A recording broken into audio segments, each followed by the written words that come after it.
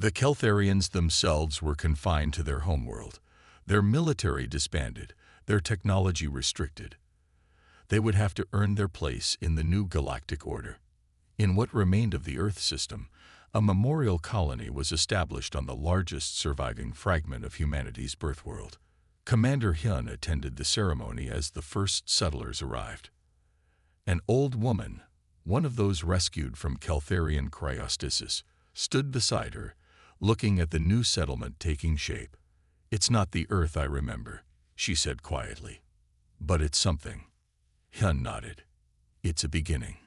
Throughout known space, the story of humanity's return spread like wildfire. The species that had been thought extinct for 3 centuries had not only survived, but had overthrown the mightiest empire in the galaxy. Alien scholars began studying human resilience as a legendary quality. How had they endured such loss? How had they maintained their purpose through generations of exile? What gave them such determination? The answer, as many discovered, was simple yet profound. Humans never forgot where they came from. And they never, ever gave up. The galaxy would never underestimate them again. Fleet Commander Hyun stood on the bridge of the flagship Avenger, watching as the final preparations were made for Operation Homecoming. The entire human fleet had gathered, over 200 warships, from small strike vessels to massive dreadnoughts. It was the largest military force humanity had assembled since the fall of Earth. "All ships report ready," Strategic Director Bai announced. "The Keltharians have detected our presence. Their fleet is moving to engage." Hyun nodded. "Begin the attack." The human fleet moved forward, weapons firing. Keltharian defenses responded immediately. The space around Kelth Prime erupted in explosions as the two forces clashed. To any observer, it looked like the humans were launching a desperate, head-on assault against superior defenses. What the Keltharians didn't know was that the attack was merely a distraction. For decades, human deep-cover agents had infiltrated Keltharian society. They had altered their appearances through advanced genetic modifications. They had learned the language and customs. They had slowly risen through the ranks of military and government positions. Now they activated simultaneously. In the palace on Kelth Prime, the Keltharian Emperor watched the space battle with growing confidence. His defenses were holding. The human attack seemed to be faltering. "Your Majesty," Grand Admiral Ju bowed as he entered the throne room. "The human fleet will be destroyed within hours." The Emperor nodded. "These creatures are persistent, but they will join their homeworld in extinction." "About that, Your Majesty," Ju said, his voice suddenly changing. "There's something you should know." The Emperor turned in surprise as Grand Admiral Ju removed something from his face, a genetic mask that had hidden his true features for years. The Keltharian Admiral disappeared, revealing a human face beneath.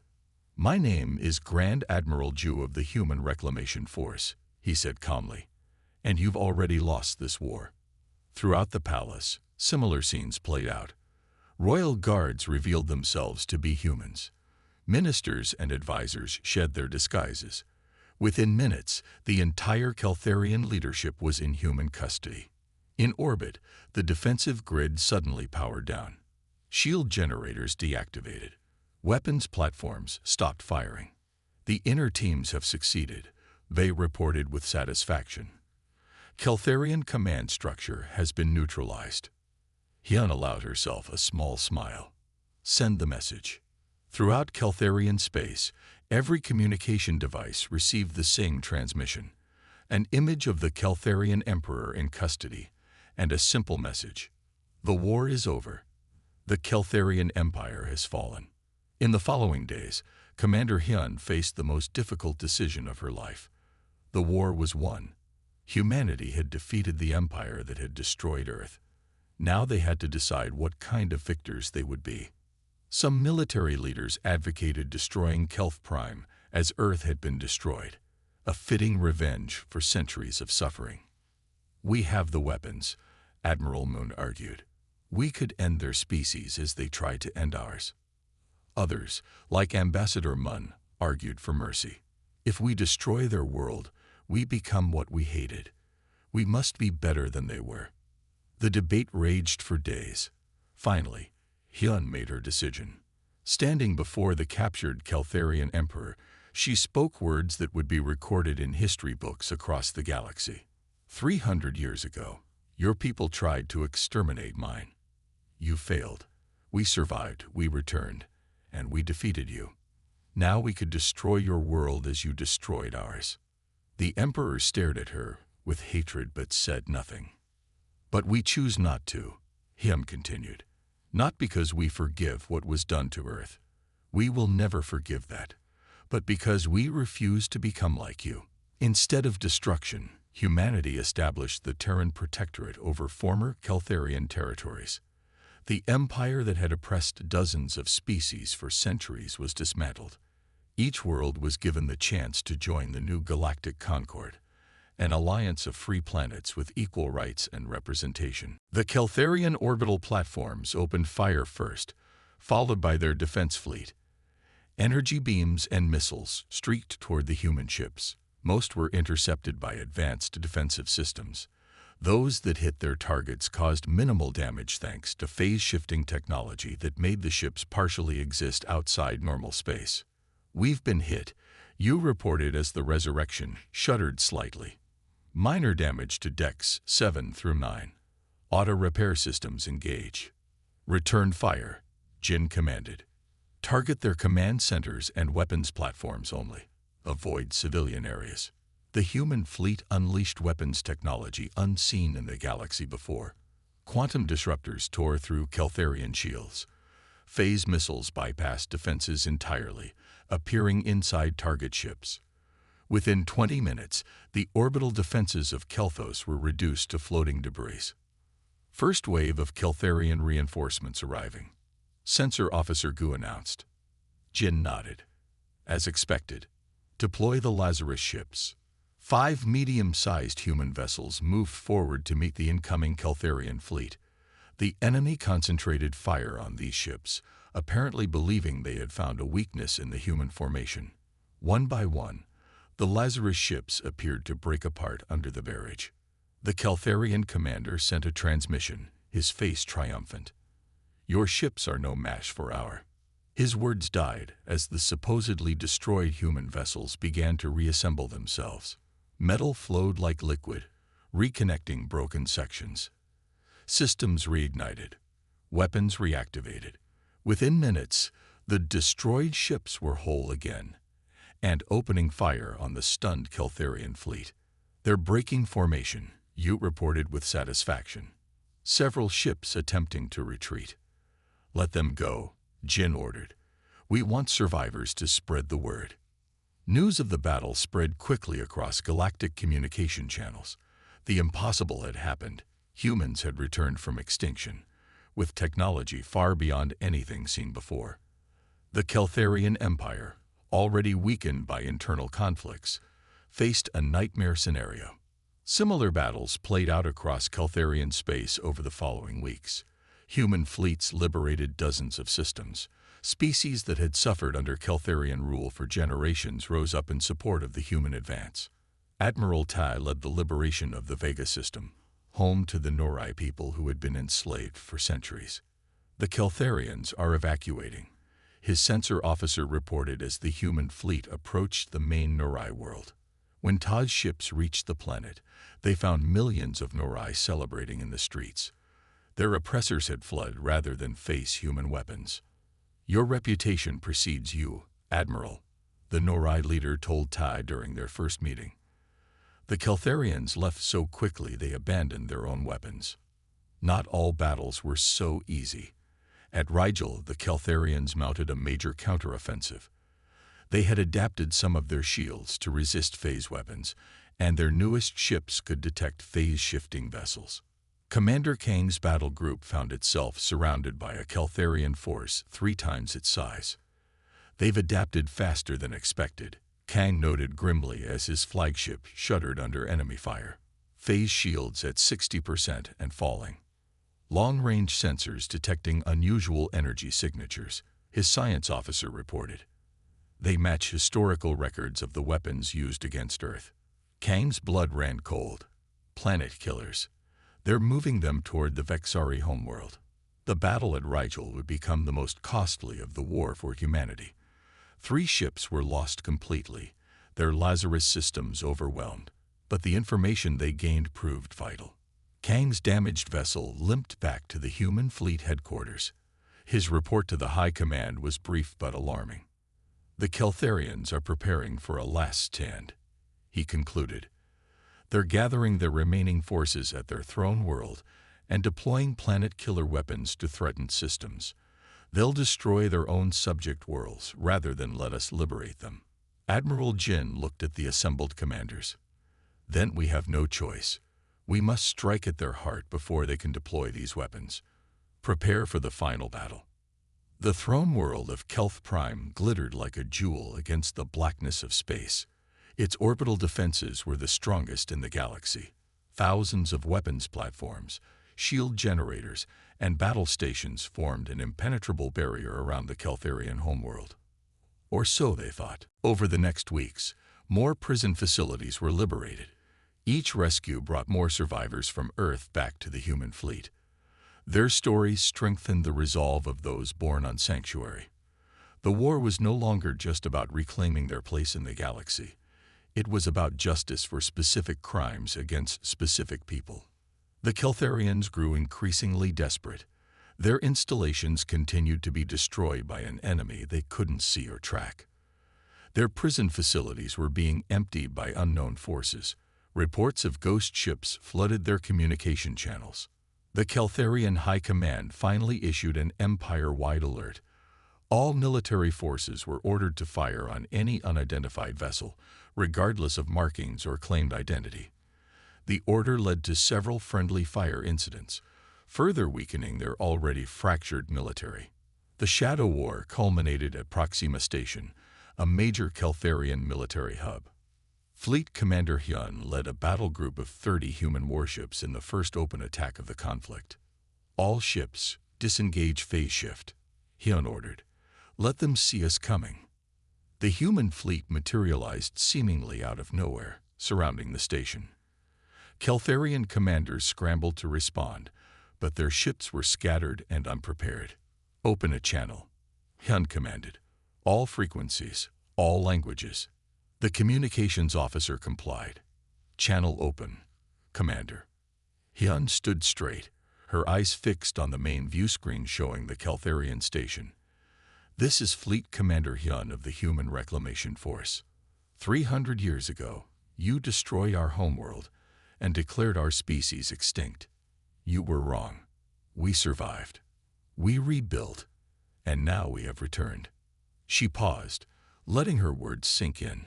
To demonstrate our resolve, we will now destroy this station. You have 10 minutes to evacuate your personnel. The Keltharian commander's response came quickly. His voice was shaking. This is impossible. Humans are extinct. Look again, Hyun replied coldly. Exactly 10 minutes later, the human fleet opened fire. Advanced weaponry tore through the station's defenses as if they were paper. The entire structure collapsed in less than 5 minutes.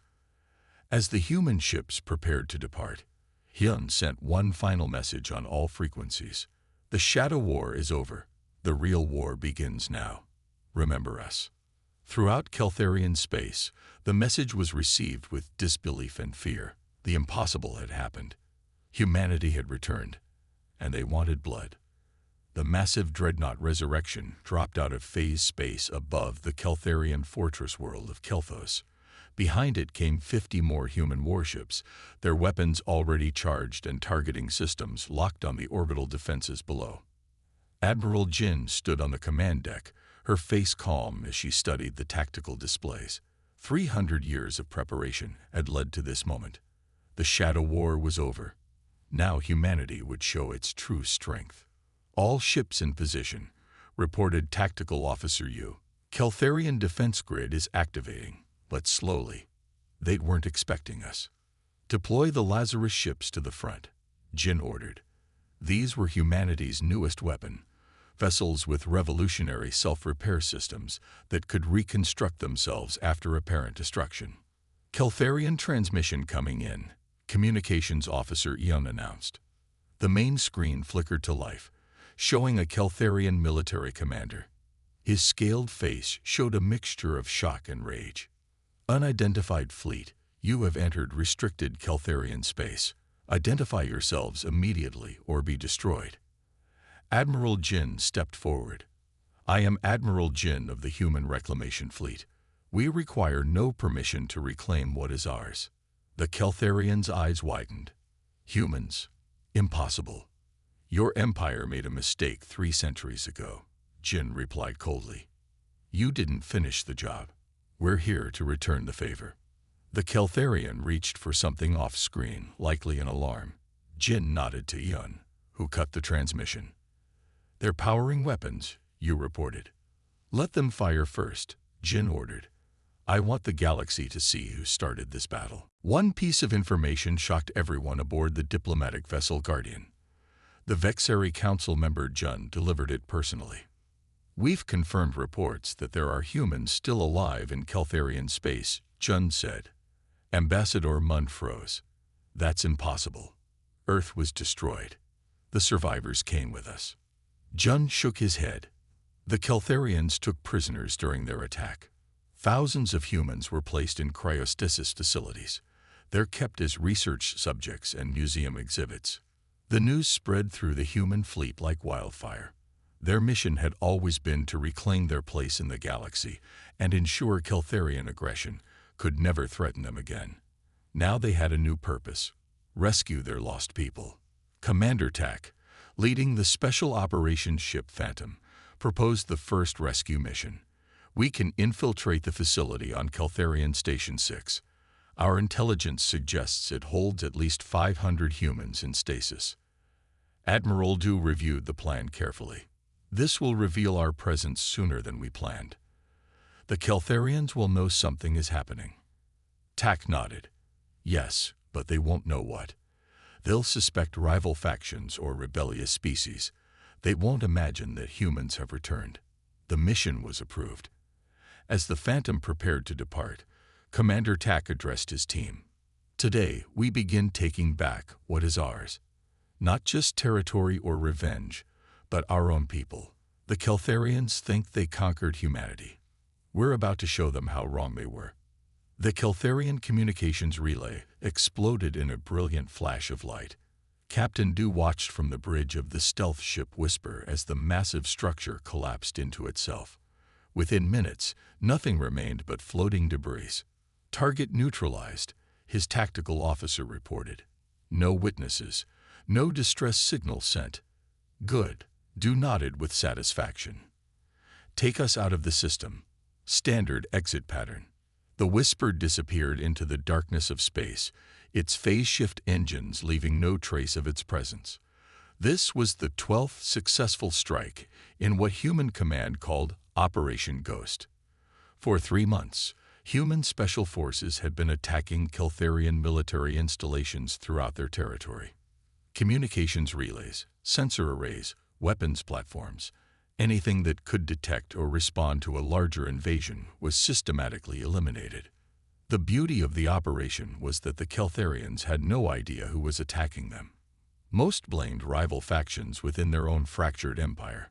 Some suspected rebellious subject species. None imagined that humans, extinct for 3 centuries, could be responsible. In a secured meeting room on the command ship Justice, Admiral Han reviewed the latest operation reports. Keltharian military communications are down by 30% in the Orion sector, she noted. Their patrol ships are chasing shadows. They've even started firing on each other in some cases. Commander Jin nodded. The confusion is working in our favor, but our latest intelligence suggests they're beginning to suspect an outside force. Let them suspect, Admiral Han replied. By the time they figure it out, we'll be ready for open warfare. The next phase of the Shadow War began with the most daring mission yet. Intelligence from their Vexari allies revealed the existence of a Keltharian prison world called Tartarus. Thousands of humans captured during the fall of Earth were kept there in cryostasis, living museum pieces and research subjects. Commander Min led the rescue team. The prison facility was heavily guarded, but the human ships slipped past defenses using their phase shift technology. Guards were quickly neutralized with stun weapons. Within hours, they had control of the cryostasis chambers. Min stood before the first pod to be activated. The system indicated it contained a woman named Jisoo, captured at age 63 during the final days of Earth. Slowly, the pod warmed, and its occupant began to stir. Jisoo's eyes opened. They were cloudy at first, then focused on Min's face. Recognition dawned slowly. Another human, wearing a uniform she didn't recognize. "Am I dead?" she whispered. Min shook her head. "No, you're free. We've come to take you home." "Home?" Jisoo's voice cracked. "Earth is gone. We have a new home," Min replied gently. "And soon, we'll have our revenge." The vote was unanimous. Operation Homecoming would begin. The first fleets would depart in secret, establishing forward bases in abandoned star systems. They would make contact with species who opposed the Keltharians. They would gather allies. And then, humanity would return to the stars that had once been their home. Commander Huan looked out at the massive ships being prepared in Sanctuary's orbit. 300 years of preparation were about to be put to the test. The galaxy thought humanity was gone forever. They were about to learn how wrong they were. The stealth vessel Shadow slipped through the busy trade lanes of the Orion cluster, its phase shift technology, making it invisible to all scanning systems. Pilot Sue guided the ship with careful precision, avoiding the paths of merchant vessels and patrol cruisers. Another Keltharian battleship, she noted as the massive warship passed within kilometers of their position. "That's the third one today." Commander Sun nodded, studying the sensor readings. "They're increasing patrols in this sector. They must be having problems with the local species." For 6 months, human reconnaissance ships had been gathering intelligence throughout known space. What they discovered surprised them. The once mighty Keltharian Empire had fractured into competing factions. Civil wars had weakened their grip on many worlds. Several species under their control had begun to resist. "It's the perfect time for us to return," Sun had reported to Fleet Command. "They're fighting amongst themselves. They won't be ready for an external threat." The Shadow's mission today was different. After months of observation, humanity had identified potential allies. The Vexari were a peaceful species who had suffered greatly under Keltharian rule. Their homeworld had been stripped of resources, their people forced to work in mines and factories. Approaching the meeting coordinates, Pilot Sue announced, "Sensors detect a small vessel waiting. It matches the Vexari designs we've observed." Sun took a deep breath. This would be humanity's first diplomatic contact with an alien species since the destruction of Earth. Everything depended on making the right impression. "Take us out of phase," he ordered. "Let's show ourselves." The Shadow rippled into visibility. The Vexari ship jerked back in apparent surprise, but didn't flee. "They're sending a transmission," Communications Officer Gill reported. The view screen activated, showing a Vexari face. Their skin was blue-gray, with large golden eyes that blinked nervously. "We received your message," the Vexari said in the Galactic Standard language. "You claim to be humans. Humans are extinct." Ambassador Munn stepped forward. She had been chosen for this mission because of her calm nature and diplomatic skills. "We survived," she said simply. "We hid. We rebuilt. Now we have returned." The meeting lasted hours. The Vexari representative, named Tellin, was initially suspicious. How could humans have survived? Where had they been hiding? Why return now? Munn explained carefully, sharing only what was necessary. A refugee fleet. A distant planet. 300 years of preparation. "We have developed technology that could free your people from Keltharian control," she explained. "We seek allies who desire freedom." Tellin's large eyes widened. "What you suggest is dangerous. The Keltharians punish rebellion harshly. They can't punish what they can't see," Commander Sun said, gesturing around the ship. "Our phase shift technology makes us virtually undetectable. To prove his point, he ordered a demonstration. The shadow phased out partially, becoming ghostly and transparent. Tellin gasped. The Keltharians have no defense against this. None that we've detected. Sun confirmed. By the end of the meeting, a tentative alliance had been formed. The Vexeri would provide information about Keltharian movements and defenses. In return, humans would help protect Vexeri ships from Keltharian harassment. News of the alliance spread quietly through the oppressed species. The Tellarites, with their advanced manufacturing capabilities, joined next. Then the Narai, whose mathematical skills had made them valuable slaves to the Keltharians for generations. Each new ally brought valuable resources and information. Most importantly, they brought knowledge of the current galactic situation that humans couldn't gather on their own. The final bombardment of Earth flickered across the view screens as Captain Kim watched helplessly from the bridge of the Defiance. Humanity's first contact with the Keltharian Empire had ended in tragedy. The aliens had come without warning and ignored all attempts at communication. Their weapons were beyond anything humans had developed. Now Earth burned below them. Jump drives charged, Captain, Lieutenant Park reported, her voice steady despite the tears streaming down her face.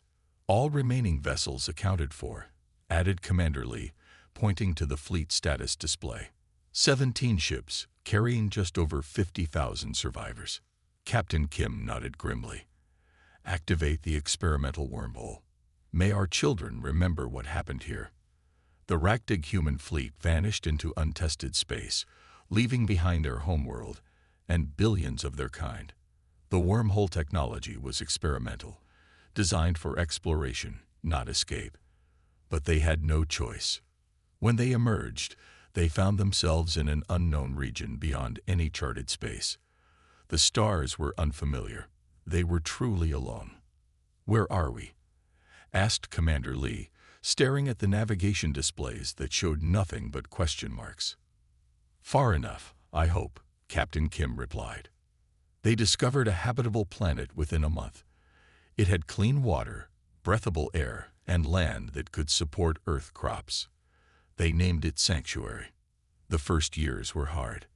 The fleet wasn't designed for colonization. Food was scarce. Diseases they weren't prepared for took many lives. But humans were survivors.